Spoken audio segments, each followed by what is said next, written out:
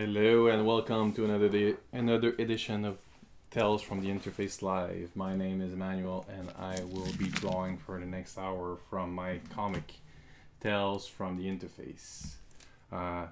Imagine a world where life has become so horrible that people will do anything to escape into virtual reality, but that virtual reality is rationed according to your social status. So people will do anything to get more of it. This is the premise of my comic, Tales from the Interface. It is available online, so if you want to check out what happened before what I'm currently drawing now, you can always go and see the webcomic. The link is in the description of the video. If you have any question, always feel free to ask them. I love to hear your comments, and I really appreciate any follows, like, and all that good stuff. So without putting it off, I'm gonna start sharing my screen now. Let me just remove that. I thought it would be cold, but actually I'm hot. Very nice day today. Did a little bit of digging this morning in the yard. Okay, let me share my screen. So today I'm working on page 19 of the next 24 pages chapter.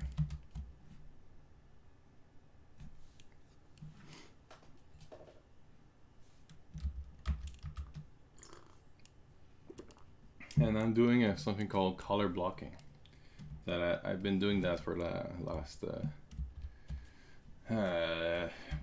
2 months. So it is a time-consuming process, but it is not as bad as it used to be. I used to do that with Photoshop, and that took forever. But with this tool, this program called Clip Paint Studio, it really makes that job a whole lot easier. So if you are a comic artist, I encourage you to try it out. It does save a lot of time when that's in that step of the process. That is why I actually started using it. But now I transferred my whole workflow in Clip Paint Studio. Je parle en anglais parce que mon auditoire est pas mal mix, mais si vous avez des questions en français, n'hésitez pas. Je peux répondre en français aussi. So I take questions in English and French, whatever people are wondering about. Otherwise, I'll just be drawing and commenting a little bit on what I do. This is pretty much what my little show is about. A little bit of Zen drawing. I hope you enjoyed.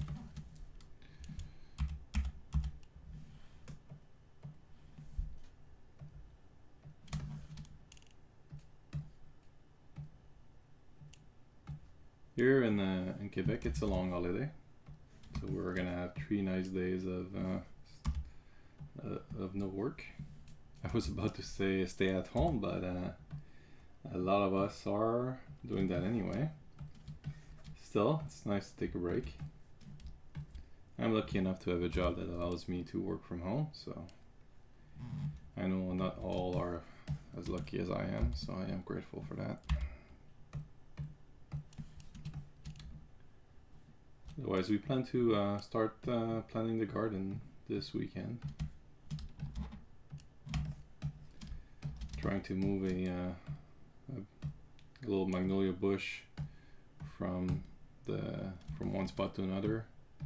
I'm a little bit worried because their branches are extremely fragile. So I'm afraid I'm most likely will break some branches in the process.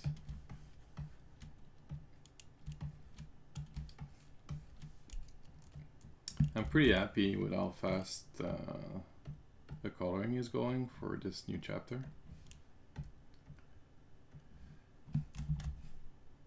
Of course, now after I'm done with the blocking, I will be doing the details, and that's that's usually a fairly time-consuming process, and I'm pretty sure we'll take the rest of the summer to go through that. So once, and I go in stages. So now I'm in the color blocking stage, but after that I'll go back at the beginning of the story and start adding detail. And it's a fun step because at that point the image really come to life. I mean, it's surprising when you start putting in colors, it really makes a big difference, but once you start adding those small details, that just makes the image pop. And that's something I've been struggling with, finding the balance between details. Like, what is a useful detail? What, does it add anything to the story or not if I put that detail in? And also I have to think about the balance of it all. So if I can't I have half my book like super detailed and the rest pages are super simple.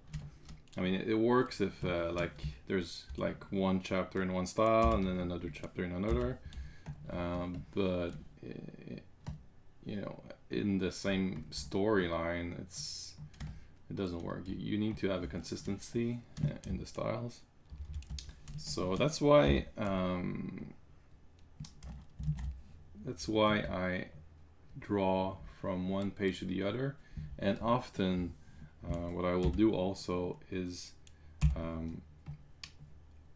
start in the middle or start at the end, and then kind of mix up the order so that it doesn't look like too obvious, the progression, because often you will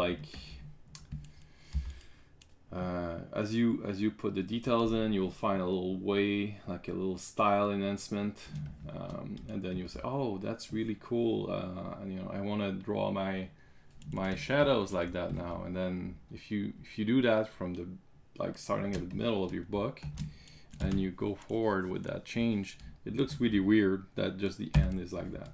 But if you do, if you start at the beginning, at the middle of the book, you start implementing that, and then you jump to the beginning, or you start in the middle and then you went to the end and then you start implementing the detail and you go back to the beginning. Just mix them up. I think is a good thing. It looks weird when, that's what I'm trying to say. It looks weird when when you see kind of a progression in the style within the same story. And that's something probably due to my inexperience. I haven't done as many books as other artists, other more seasoned artists for sure, who have who made their style really stable. So maybe that's a reason why I still do that. And that's another interesting topic, actually. Style. So many artists, I look at the forums, I look at the Facebook groups and these kind of places, and there's so many artists saying, I'm looking for my style. What is my style? How did you find your style? And you don't find a style? And that's mainly the answer you'll find.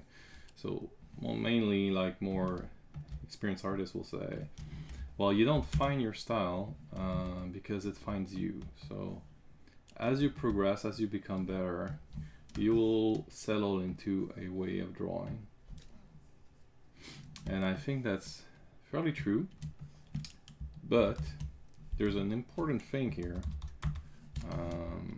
that I find interesting is if you settle in a style, you will never improve, right? So if you're satisfied with where you are now, and you don't try to improve the way you're drawing, if you don't try to change things, then you will never get better. You've settled into one place and you're not improving.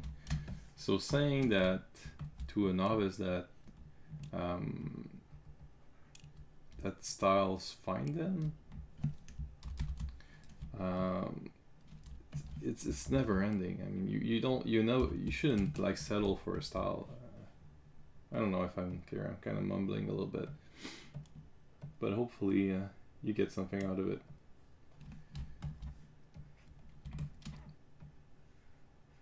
Kind of made sense for a while, I think. So you want to have a professional look and feel. To do that, your style needs to be uniform throughout the book. If you start to change within one book, then it looks unprofessional. So, but you shouldn't like settle for a style out of ease. You should always try to find new ways of drawing.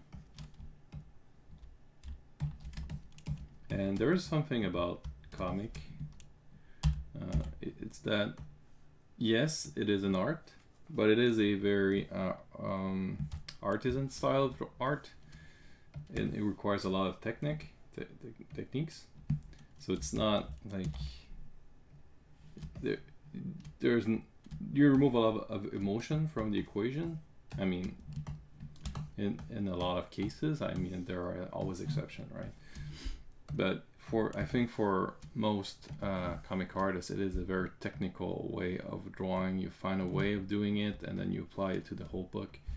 You need to be very stable in your approach, and that's for a good reason. Is that the comic is really a way to push a story, right?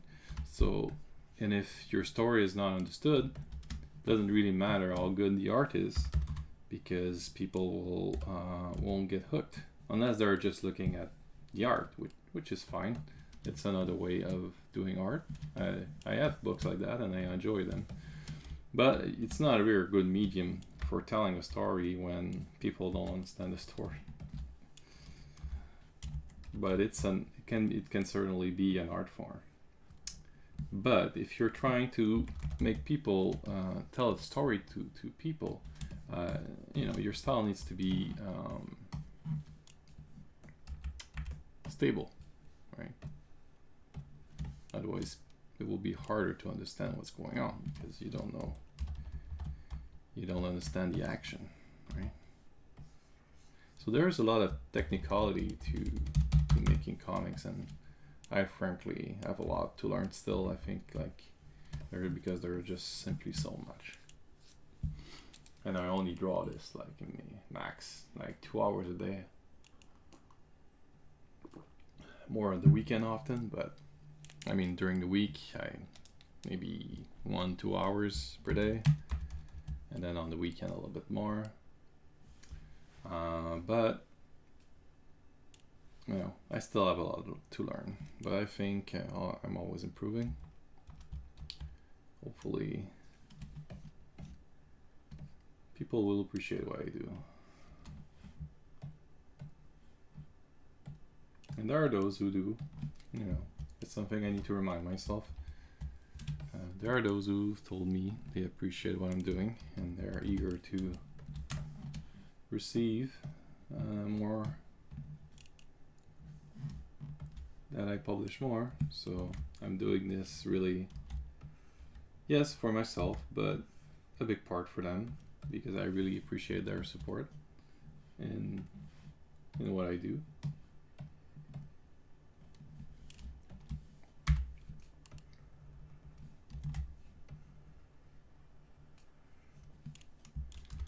Another topic that comes up often in my thoughts is who are you doing this for? Are you doing it for yourself? Are you doing it for the public? Are you trying to please somebody when you're doing this?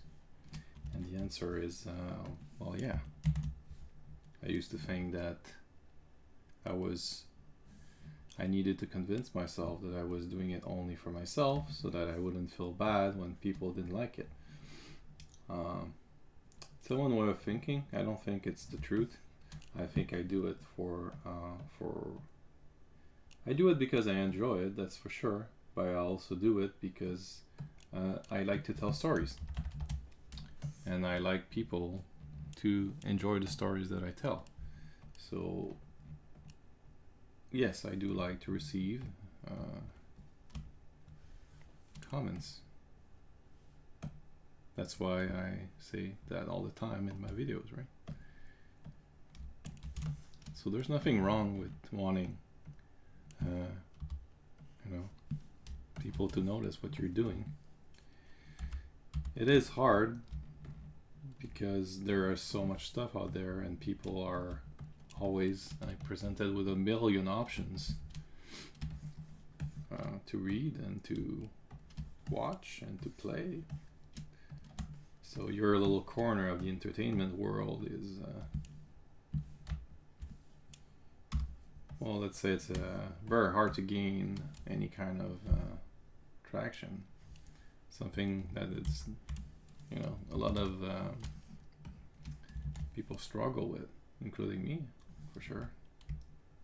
I mean, people go in the groups and the forum and they ask, hey, I've been doing this for a year and nobody's reading it. And it's sad, but it's that's how it is. You need to do it for years and years in order to people to start noticing you, and even then it's not easy. Plus, I think a lot of artists are not necessarily good socially, and that's a big problem. But those who are seem to be gaining, seem to benefit greatly from it because of social media. So, being there, making friends. That's how you can get started a little bit. But no, it is not, never, ever. I will say that it is easy. There is no quick way that I found, sadly.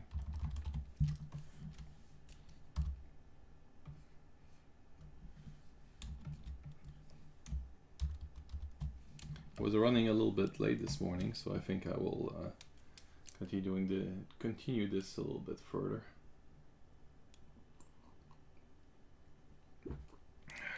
Maybe until 45 or even 12. I'll see.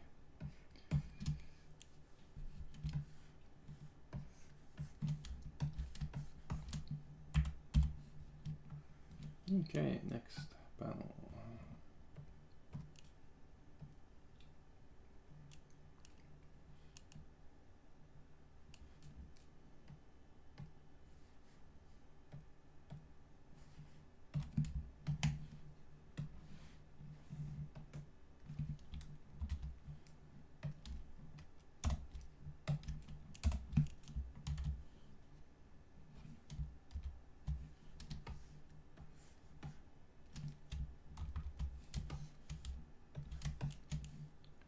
Time to see the wizard, the wonderful Wizard of Oz.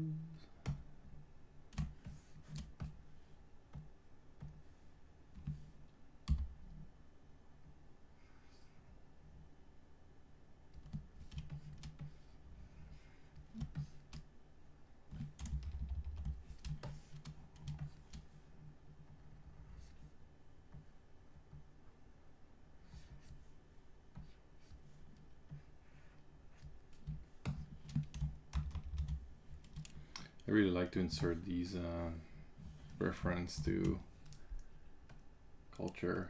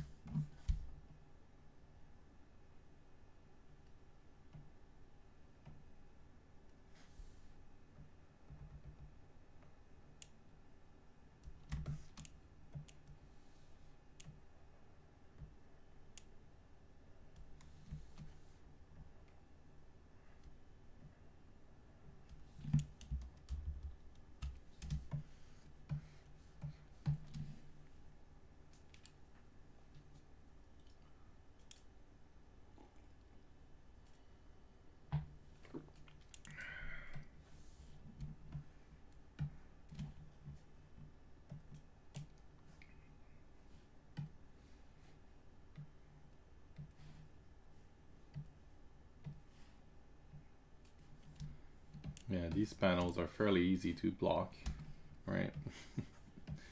Oh my god. Oh. Yeah. Yeah, I don't know about this one. Oh well. I'll attack it when I'm there. Probably not today. Maybe a bit. Actually, it might be more interesting than this one, which is fairly easy. I think I'm gonna show you how I attack this one, since it's more complex and probably more interesting. I can do the other one tonight. Okay, so there is a huge quantity of small details in this panel. It took me forever to ink. So really, I think when you attack a piece like that, you want to go from big to small. So first off, I will do a backdrop, which will be it's very simple to do. So basically, I'm just gonna first off, I forgot that I need to block the ink so that it kind of separates a little bit from the panel here. So I just fill in these layers with this like dark brown. Sometimes I will make it another color depending on the overall tone of the page or panel. But it gives a little bit of richness to the page. I don't know if you can see with the resolution of the video, but the brown is slightly different from the black of the panel, and I think that looks neat.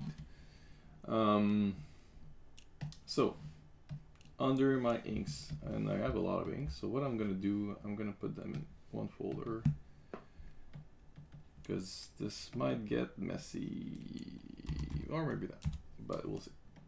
So I take all my ink, and then I have a layer here. I'm not sure what this is. A good trick to find out. Sometimes I create a layer without remembering then. If you want to know if something was drawn on it, you just control click on it, and then see no selection was created because there is nothing on this panel, on this layer. So that means that I can use it as a base for my color. So I just make a marquee the size of my panel, and I will pick the main color of this, which is which I've been using here. And I wonder if it's still the right choice. I might switch this green to something lighter later, which sucks because I have a lot of panels drawn like that. But that's why I do color blocking and not detail at this stage, because once you go through the page, you might find out that you didn't make the right choice. So there you go. So I just fill in the green, and it is a very dark green. So next step, I will create a new layer because this is the base, and the new layer will be the brown.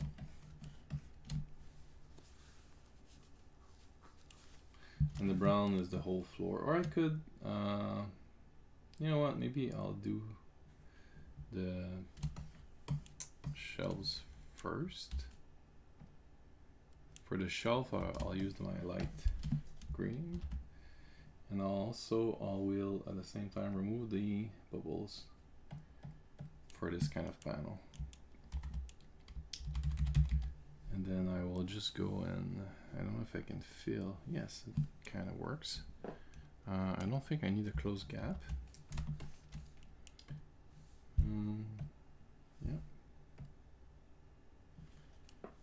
So I can make my frame like that actually, and then I will use that as a way to go color inside. So I'll just, I think I can just do all that.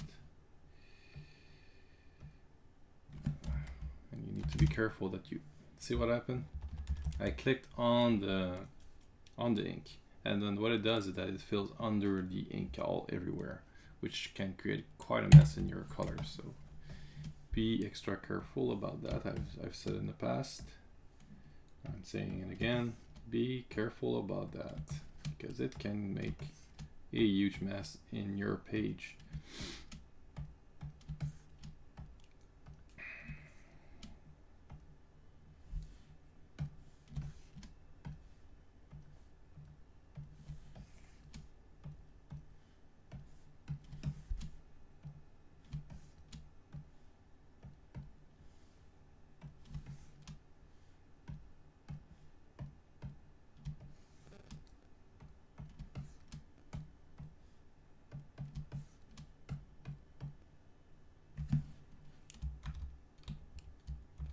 Okay, so it's filled the. So I'm just gonna put a close gap a little bit here. I think one, maybe. No, it's not enough. Two. No, three. Yes, close gap is a cool feature. And then I can just fix the leftover afterwards. Another cool feature of Clip Studio. Again, if you're not using it, you're wasting time. And we have so little of it. I try to optimize it the best I can.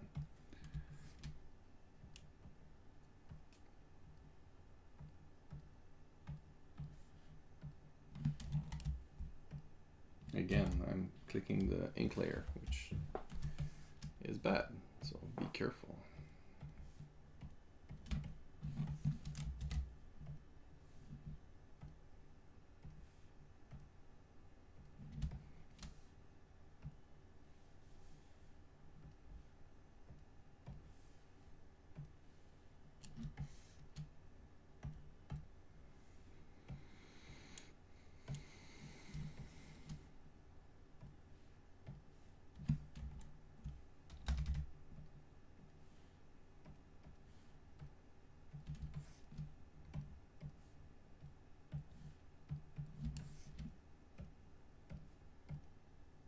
So for my book, I like to kind of use a, that's what I've been using on the other page, a kind of a gray neutral tone. So now that I've created my frame, I'm just gonna create a, use a page out of animation techniques and create a layer underneath, like an animator would use a transparent cell and paint the bottom. So doing that, I can now use my lasso, and it's very easy to select this. Just color everything gray. I just need to stay within my frame, and there you go.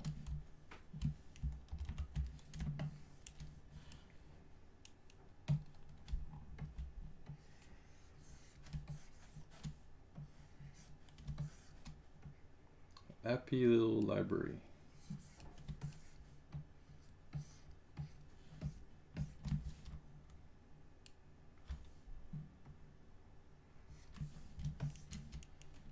So now what I'm gonna do for the books. So yeah, so there's a lot of books, right? I still need the darker green for the inside of the shelf. Kind of keeping this simple here.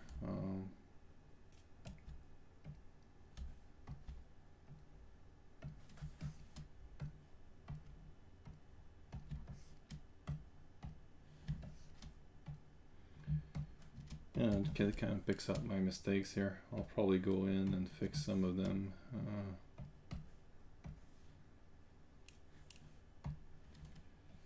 Like I forgot to draw the top part of the books here. When you're working on a detailed piece like that, it's pretty easy to make these kind of mistakes.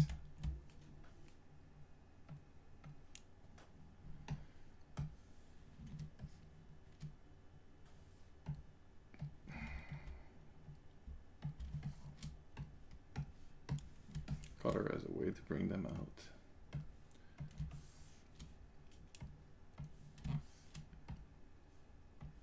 There we go. Green.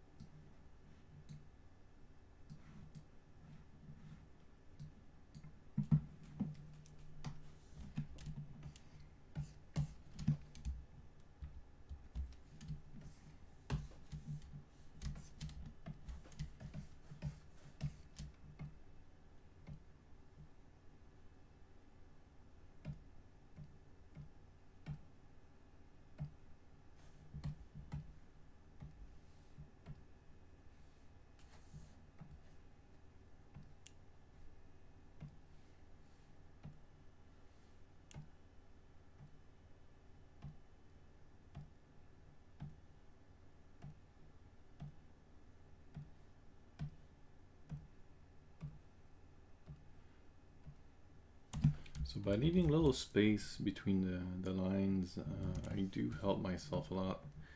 It looks more natural, and when you're trying to fill, it creates a lot of less zones. So that's something you might want to look into. Yeah, so the books, I'm pretty much doing what I've done up here. So basically I'll just sample some different colors and try to fill in random books like this.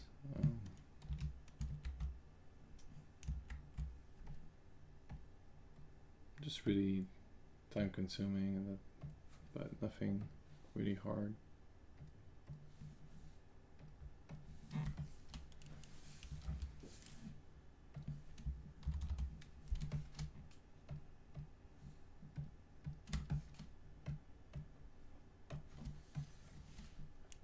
I was afraid it wouldn't fill very well, but actually it does.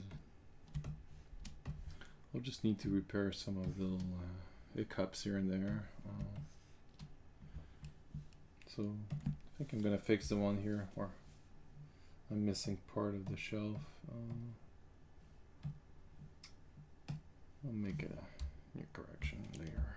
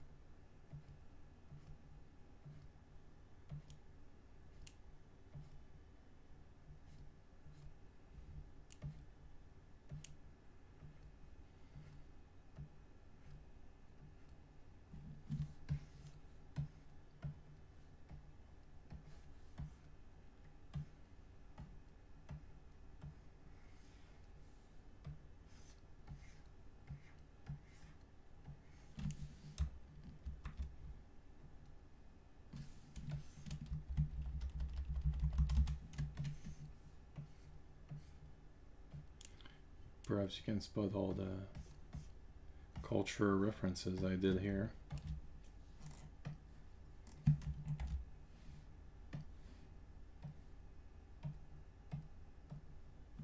I find that people like this kind of little nods.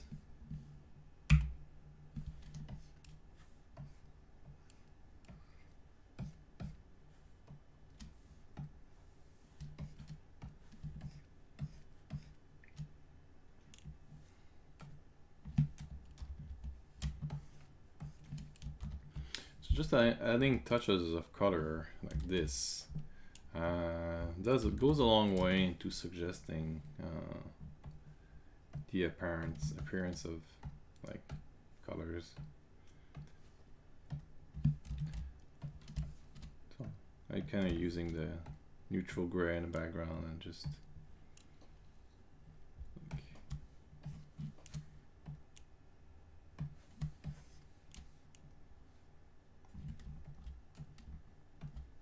adding touches of color on top, and then I have like maybe 5 or 6 different colors, and I just randomly spray them on top.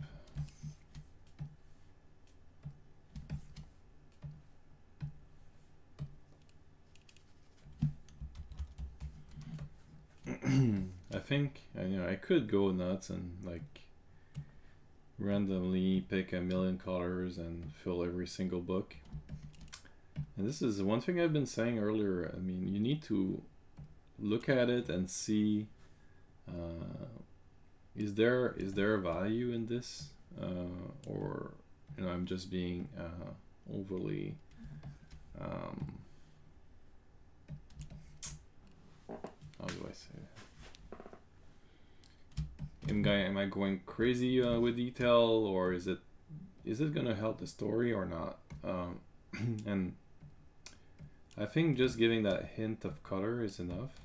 I don't think it adds so much, considering that I do have a lot of details in the books already. I think this is enough to give an impression that um, it is a big complex place with a lot of variety. And I wanted to give that feeling of you know, fullness to it. And my style is a little bit has a lack of doing simplified things, so I kind of always go for the full detail, which might be a problem actually. But I think in this case, putting all the books like that was actually a good thing. It does, you know, really give a sense of scale of that place. You know, it's like nowhere in the book before have we seen anything remotely like that. Like the other places in the world where they live are fairly barren. So having a place like that, you know, deep underground, I thought was a interesting turn of events and statement. So I think this, you know, this complex array of books actually helps the story. And if I were to make it more simple, I don't think it would, you know, give the proper tone. Well, that's my train of thought. Yeah, that's why I went for it. Hopefully it works out for people.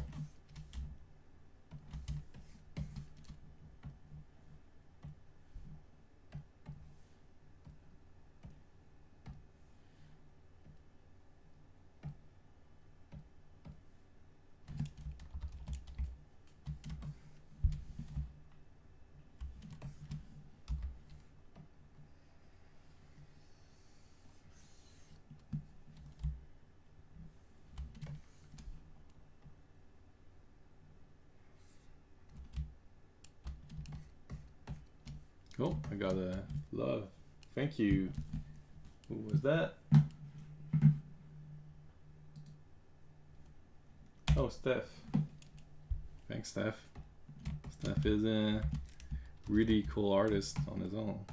Really love his Zombie Commandos from Hell. If you have time to check it out, I encourage you to do it.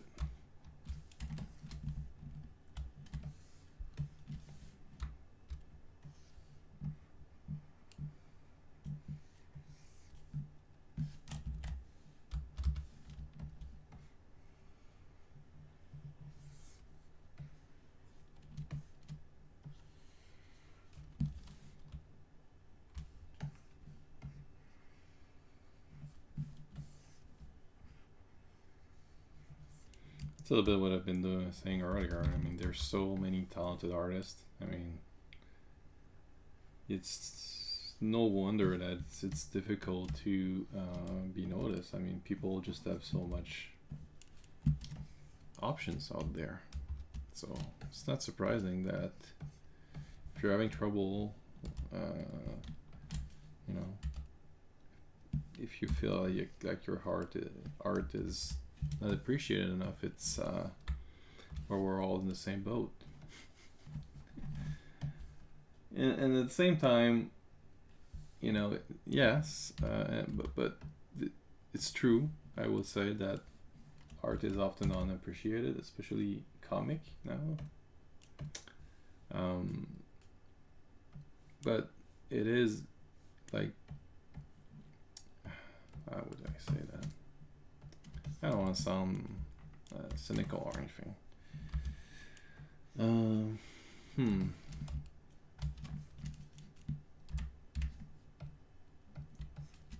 Like if you go to the Comic-Con or places like that, and you look at the artist alley, you see so many artists like will sell just like copies of art, like characters from other comics, like big name comics. And it's something I've discussed before with other people. You know, I know really nice people who do it. And I don't want to riff on their thing. You know, they're very talented artists, but I mean, I don't know. I don't like it. I guess it's my choice not to like it, and it's their choice to do it. But it makes it really difficult, like when you're in the artist alley, because people will always go towards what they already know, and as a first reflex. So if you're like in an artist alley and then you have like drawings of the latest popular anime right next to you, it makes it really difficult to make your stuff stand out, because people recognize something they know and then they will go towards it. It's like, I forgot where I read this, like, yeah, but it's something he said, like he was writing as a script writer who was writing that, maybe in Save the Cat. Did I read this? Save the Cat, by the way, is a very good scripting book. I'll have it actually right here. I should read it again, probably. I'll show it to you. So this is Save the Cat. I don't think you can tell. Anyway, Save the Cat by Blake Snyder. Very good book. So I think in this book, what I read was that he was in this meeting with producers. So they were saying, give me the same, but different. And that stuck with me. It's like, people want the same, but a little different. And I am certainly guilty of this. I think it is related to the collecting mentality. And if you don't know, I am a collector. I have like hundreds of toys here. So people are attracted to slight variation on a theme. So when you're coming up with your new book, completely different, it's really hard to stand out. It's like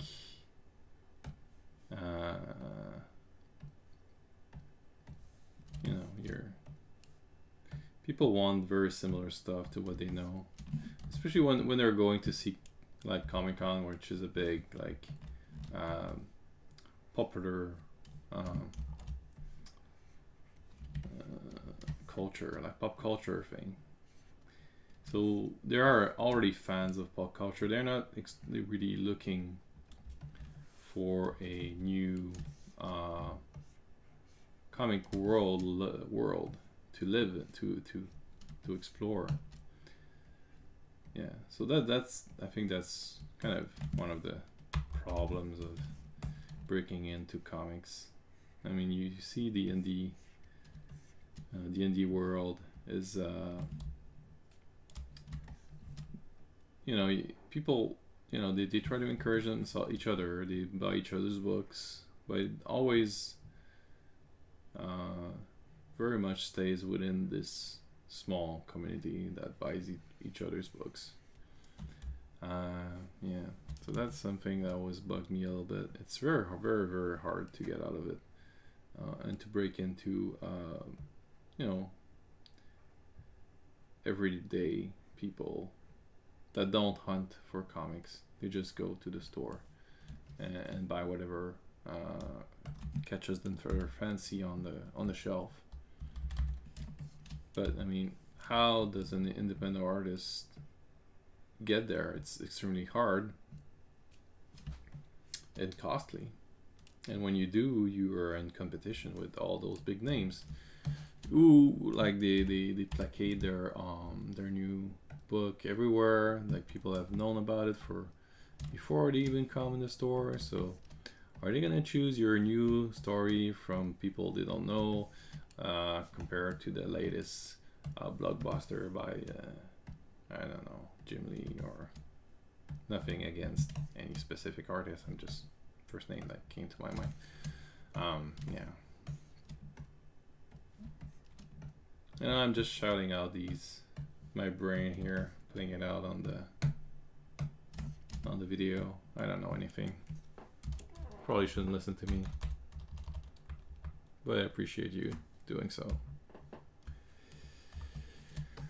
So this is a little bit too bright, I would say, for something in the back like this. I'm gonna darken it a little bit.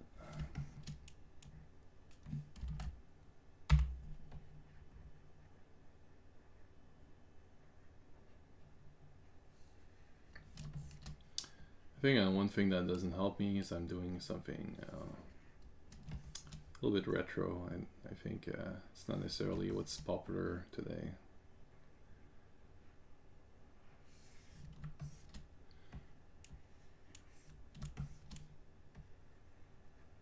I am way too stubborn, most likely. I just want to do my thing.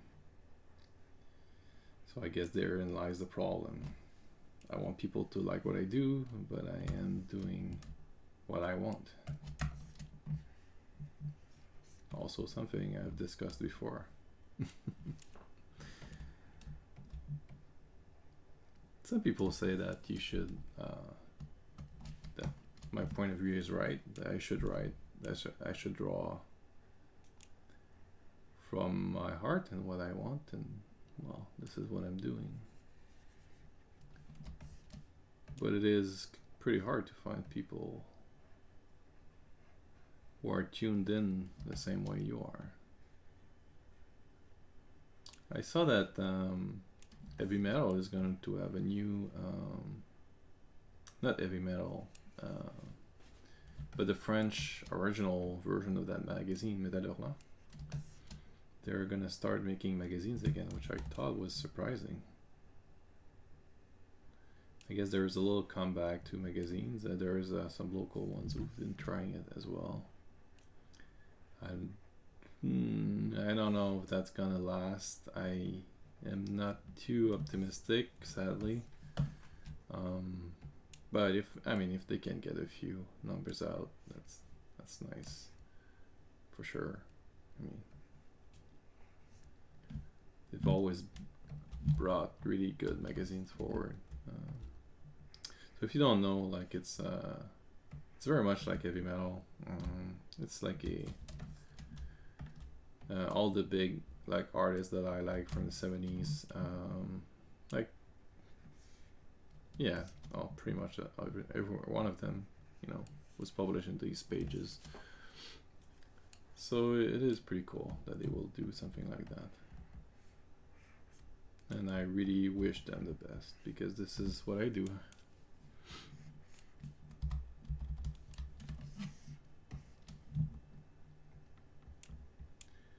And I hope to be on that level one day.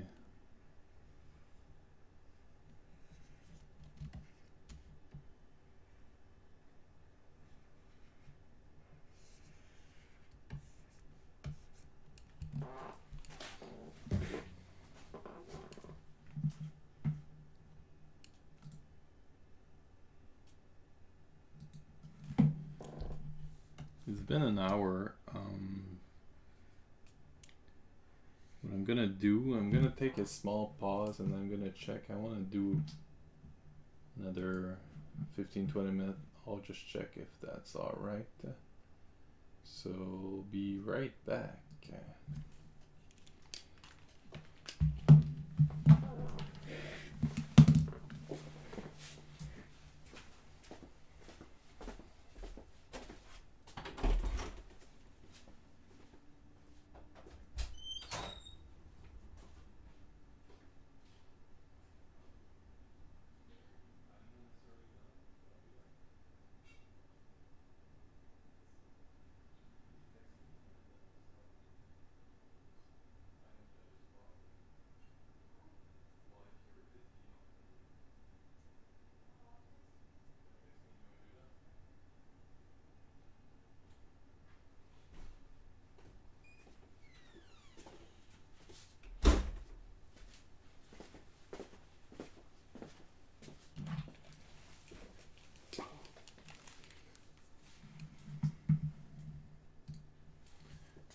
we're back for a little while longer.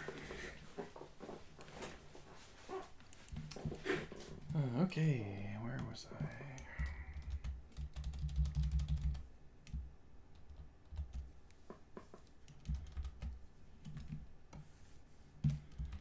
Need a little bit more color for my books. Blue.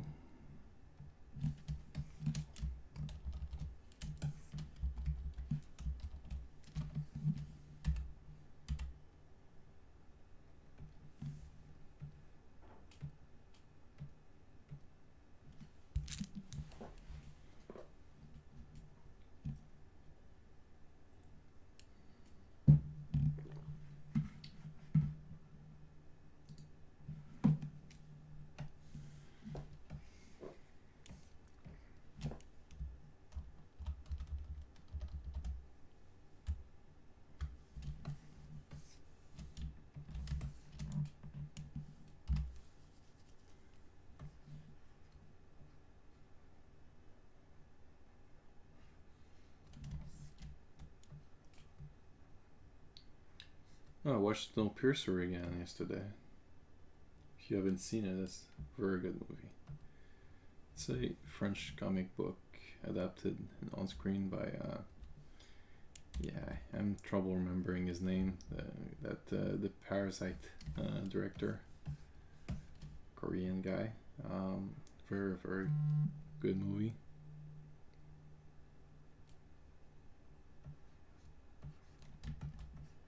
He made Okjo as well, and all his movies are very interesting, like social comment stuff. I always like this kind of thing.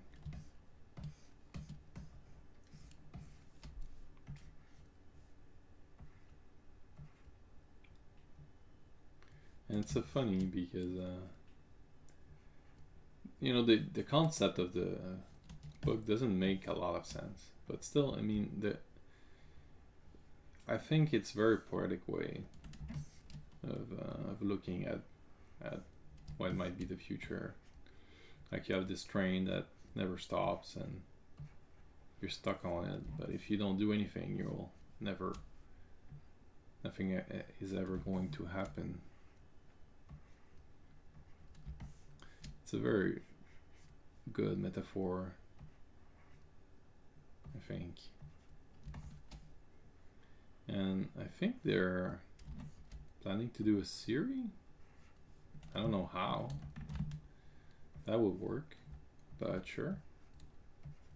I mean, I like the format as it was. I don't know. I actually never read the comic. I've been meaning to read it, but it's not necessarily available readily. I need to check my local comic library. Not that I don't want to buy it, but I mean, if you've seen the wall on the side of me here, you'll understand. I already have a lot of books.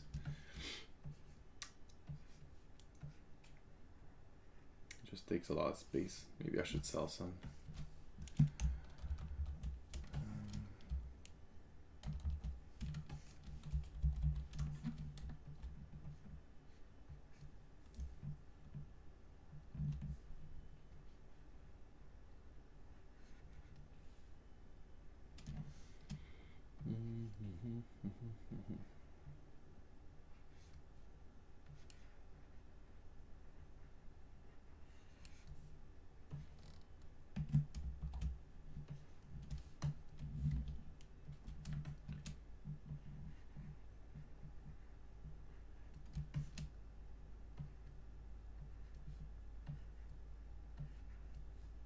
I also usually didn't have much time to read since I was spending all my time working on this comic. And I buy books and I don't read them. It's pretty annoying. But since I'm at home, I've been having a lot more time and started reading a novel I like a lot. That was nice. I think the artist part is really for my daughter.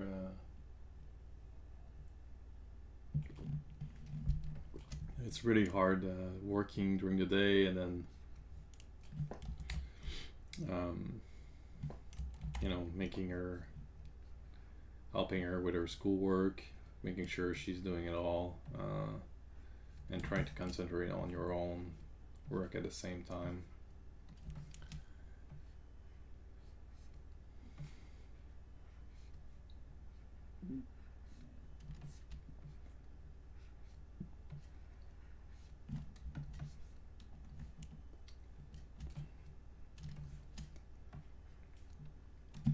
But frankly, I have no right to complain. We are, as I said before, very fortunate.